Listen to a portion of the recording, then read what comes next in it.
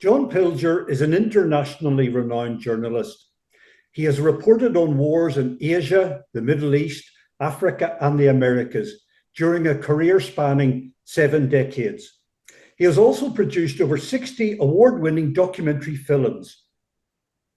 In 2016, his documentary entitled The Coming War on China revealed a historic buildup by US military forces in the Asia Pacific with a hostile intent towards China. John Pilger, can I ask you, it's been 6 years since your documentary, The Coming War on China, was first aired. The hostile tensions between the United States and China have increased dramatically, although war has not happened yet.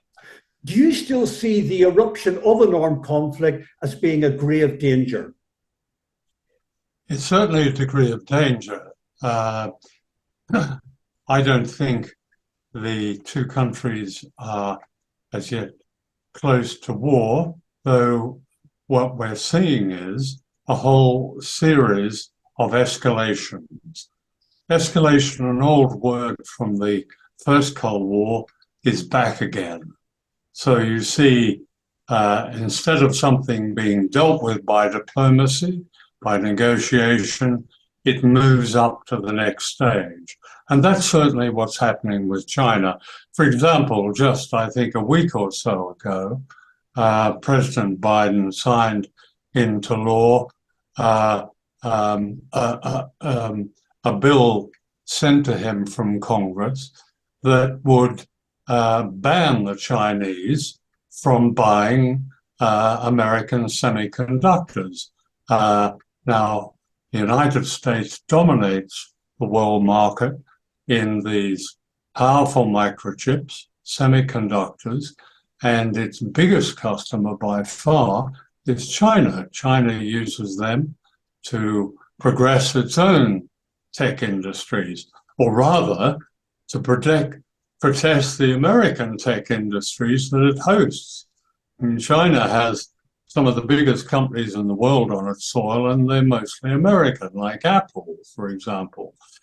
So in bringing in I think blocking that trade in such a critical material, the US has escalated it to the next stage. That doesn't mean to say that war is around the corner, but it's becoming increasingly more dangerous, yes. Over the past 6 years, the United States, that is the White House, the Pentagon, and the Congress, have published several strategic documents that increasingly label China as America's biggest long-term security threat. No.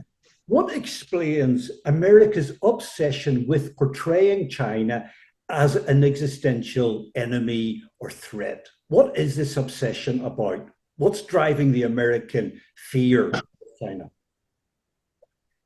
Well, it's a $64,000 question, isn't it? And it really has a history.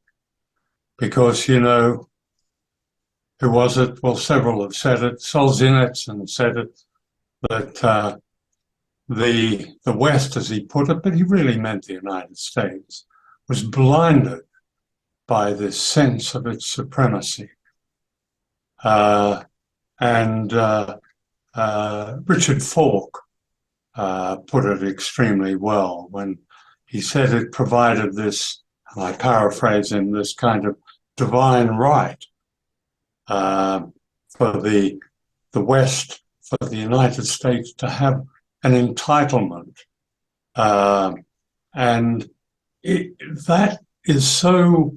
That's so irrational, but it's so evident, it's so present in all of this. There is a history with China, and it's a deeply racist past. The Chinese are the only people who've been banned outright by a law of Congress from entering the United States for almost 100 years, right up to the early years of the Second World War. no Chinese was allowed to enter the United States without very special permission. And it was based simply on race. Why? Why has the US, it's had this strange relationship with China? It regarded China as theirs. In the same way the British did around the time of the Opium Wars, but that was a more of a hard-nosed view. The Americans took this, dressed up their imperialism in China with a kind of romanticism. They had, people like the novelist Pearl Buck, her book, I think, from memory, called The Sacred Earth, which was this massive bestseller in the United States. Missionaries flocked to China. China was ours. China was the place that we were civilizing. China also happened to be a source of extraordinary riches that poured into the East Coast establishment in the United States, into some very famous names, such as Franklin Delano's grandfather, who was President Roosevelt's grandfather, Delano. These people made riches from China, but wanted to hold China in their collective consciousness as a benign place, a place that we would civilize. Now, this was a time of the most humiliating imperialism in China and of great violence. And I don't think the United States has ever really got over that. It's the fact that the Chinese, in just over a generation, rose to almost be their equal in so many ways. I mentioned earlier there's a ban now on semiconductors. I mean, that we're even talking about that now. China has made itself into this technological giant, economic giant, not just the workshop of the world, but a scientific leviathan that is interested in one thing, actually, and that is trading and development. Its own development, which it conducts with its 5-year plans, with its historic lifting of poverty, of millions out of poverty, of millions of people, the creation of an entire middle class. This is one of the great positive developmental upheavals in human history. It's extraordinary, really, the achievement in China of what has happened in the last 30 to 40 years. All of it, though, is a threat to the dominant world power. They are threatened. They're still dominant in so many ways. They're dominant in so much of trade, of ownership, of corporate ownership around the world, and of course militarily. But it has terrified them. Their place at the top has been challenged and is likely to be toppled. So trying to stop this, of course, if they can't stop it, but they might try and stop it in a way that produces something very very reckless, and that is a possible war. The Chinese want war. It's the last thing they want. They worry about their great ally, Russia, having the war in Ukraine. So we have a very dangerous situation here. Taiwan today is a potential flashpoint. And do you see any comparison between Taiwan and Ukraine, whereby the United States is massively arming Taiwan as a provocation towards China, in the same way that Ukraine was massively armed by the United States over the past 8 years and used as a provocation towards Russia? Do you see a comparison here? Yes, well, it's being used as a comparison.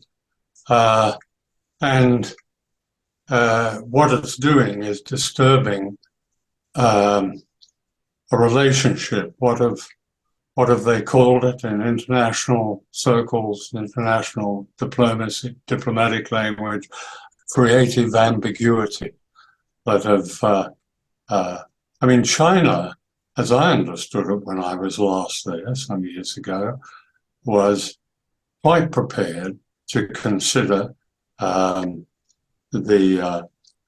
one nation, two systems, one that has worked in Hong Kong, in spite of the recent attempts of many young Hong Kongese to challenge it. It has worked in Hong Kong by and large. That's, Taiwan, you stand in Shanghai airport and look at the airport departures and arrivals, and there's one, it seems there's one every 5 minutes from Taiwan. There's no restriction. The great company, I mean, ironically, the company making the semiconductors that I mentioned, which the United States is now banning, is actually made in Taiwan. So the entwining of Taiwan, which, unlike Ukraine, is a homogeneous part of China. Ukraine is split between different peoples in the south and east. There are Russian-speaking peoples with a different language and a different tradition. And so it is a country, something of a patchwork, but not Taiwan. Taiwan, they're Chinese, just like they are across the Straits of Formosa. And the idea that Taiwan is, Taiwan was a really terrible tyranny. It's held up now as an example of democracy under Chiang Kai-shek until those who took over from him until the early 90s. But Taiwan's distinction is that it's where Chiang Kai-shek, who was beaten by Mao's Communist Army in 1949, where he fled and where he received an enormous amount of American money to fight Mao Zedong. That's its only distinction. Otherwise, it's part of China. Yes. But the systematic arming of Taiwan since Obama's administration, the pivot to Asia, which you highlighted in your documentary, since Obama's administration and the pivot to Asia, several administrations have been arming Taiwan massively, multi-billion-dollar weapon sales, effectively a part of China's territory under Beijing sovereignty, and yet the United States is arming that island territory, that breakaway territory, with these massive arms sales. One does speculate that there is a deliberate provocation going on here to provoke China. Well, yes. I mean, countries like Taiwan and Ukraine become cults in the United States. They develop their own rather manic support among the really extreme elements in Congress and in the national security state in Washington, because they see them as a vehicle to attack the great communist giant. China, although for a period of time, China and the United States seem to be getting along extremely well, it's now back to being Red China and the place where all dark events happen and so on. So that's the problem. So we witness extraordinary provocative events like the Speaker of the House, Nancy Pelosi, flying in there in defiance of a one China policy which her own government had long ago agreed to pursue, a straight provocation to the Chinese. And you see, the danger that really comes from all of this is that in China, and I saw the beginning of it, a state of siege develops. When I was there 6 years ago, they were still scratching their heads and saying, why is this happening? Why are we seeing the beginning of such hostile acts, such provocations here and there? Well, of course, since then, there's been so many provocations. And China has this, you can see this fortress China developing. Now that becomes dangerous because what it will do is develop its military. There is some suggestion it's already placed its nuclear weapons from low alert, as they always have been, now on to high alert. All of this is unnecessary. There's no real dispute between China and the United States. The only dispute is how the United States reconciles with the fact that there is another economic power as great or almost as great as itself. No one is going to war with the United States, attacking the United States. There's no Chinese arms flowing into Mexico or into Canada it's the same. It's exactly the same. I mean, the idea that one reverses this, it's like Ukraine and Russia. Well, what's Putin on about? He's worried about having NATO on his western border. So what? Can you imagine having Russian forces on the border with Mexico and the United States? It's beyond consideration. We know what happened with the Cuban Missile Crisis. So these countries unnecessarily, and I stress that word, become flashpoints. Finally, we have midterm elections this week in the United States. And given that the US hostility towards China has prevailed in both Democrat and Republican administrations, what needs to happen in the United States beyond elections in order for its foreign policy to become less belligerent and for the United States to adopt a normal, cooperative, and dare I say, more peaceful international relations? What needs to happen in the United States to change it all around? Look, American foreign policy has always been like that. It's always been rapacious. At some periods, it's been less rapacious than during others. Perhaps during the period of FDR, of Roosevelt in the 30s. But once the Second World War had established America as a great power, a great military power, there's been a US foreign policy is run in a straight line, and whoever president is irrelevant. And that includes Donald Trump.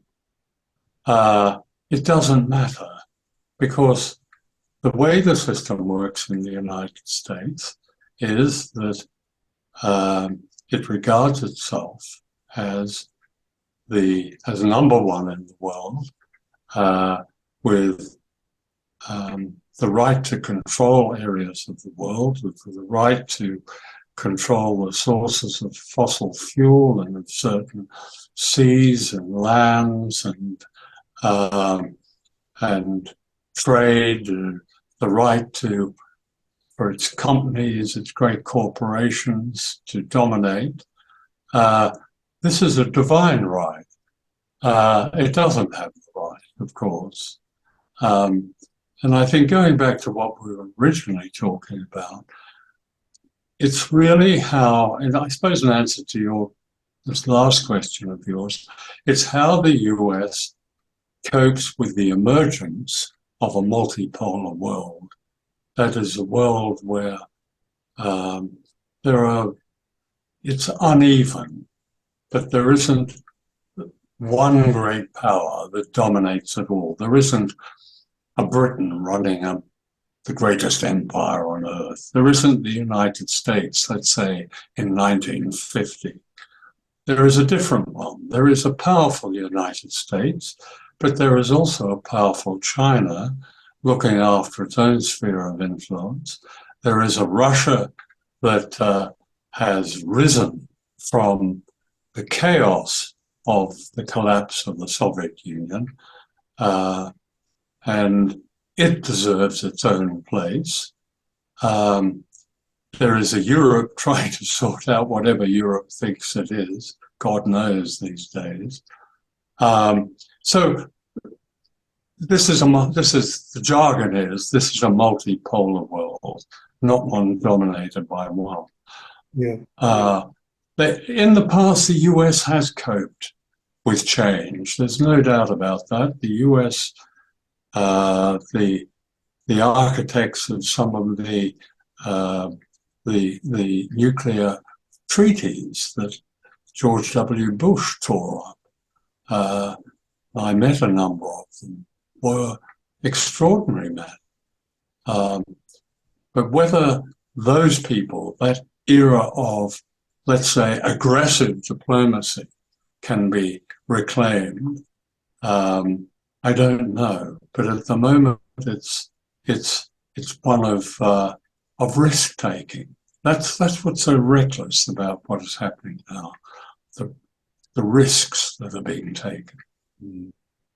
Last week, the Chinese President Xi Jinping called on the United States to enter into a cooperative relationship and to renounce the Cold War mentality.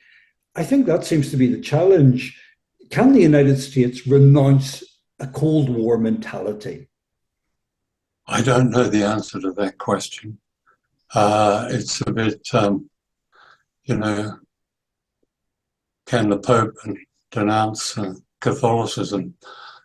I don't know. But I mean, there's a comparison there because really the United States acts in the world like the papacy did in the 4th and 5th century.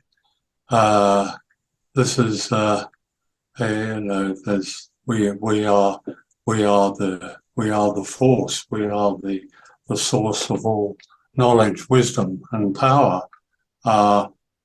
It's extraordinary to hear it spoken in the 21st century, but it's there. Now, whether it can renounce that, I don't know. Countries like Britain, its closest ally, some would say closest vassal, but closest ally, can play a part. But look at the chaos in Britain, politically, and the extremes that we now see reflected in the government in Britain. Europe can play its part. In other words, it's pressure from other countries. But at the moment, the US has got to the point where it has successfully intimidated its own sphere of influence and all those in it. So I'm I'm not too hopeful. I think if Ukraine can be resolved peacefully, and that the Minsk conferences, the spirit of those, gives some security to the Russians and allows for that war to stop, maybe. But look, I'm not a futurist, Finian. I'm here guessing, and I don't really prefer not to do that. It's a volatile time. It's a disorientating, volatile time, and with so many weapons now, the great beneficiaries, of course, are these merchants of death, the great arms companies. Something like $230 billion worth of weapons and arms have poured into this relatively small country of Ukraine